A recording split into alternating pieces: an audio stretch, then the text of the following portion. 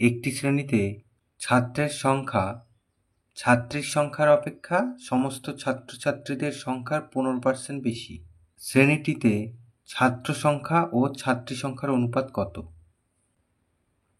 এখানে আমরা প্রথমে মনে করি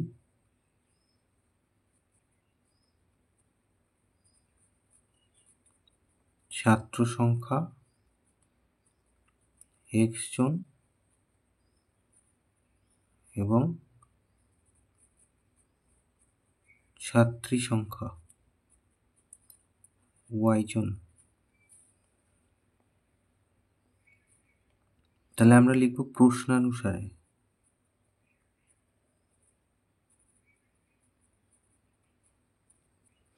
এখানে কি বলেছে যে ছাত্রের সংখ্যা ছাত্রীর সংখ্যার অপেক্ষা।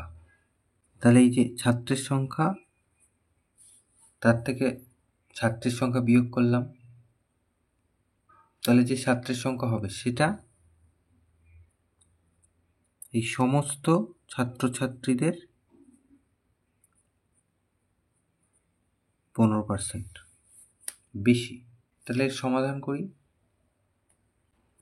সমাধান করলে অনুপাত পাবো x - y যেমন আছে থাক, এখানে x + y 15% মানে 15/100, 5 × 3 = 15, 5 × 20 = 100।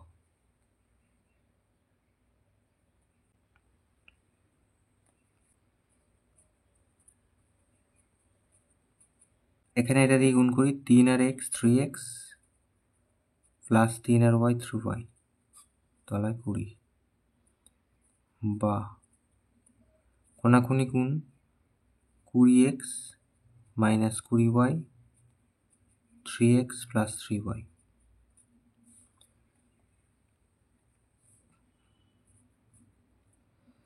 কুড়ি x থেকে আমরা 3x বাদ দিয়ে দিই, আর ওদিকে 3y আছে, 20y গেল, তাহলে হয়ে গেল 17x = 23y।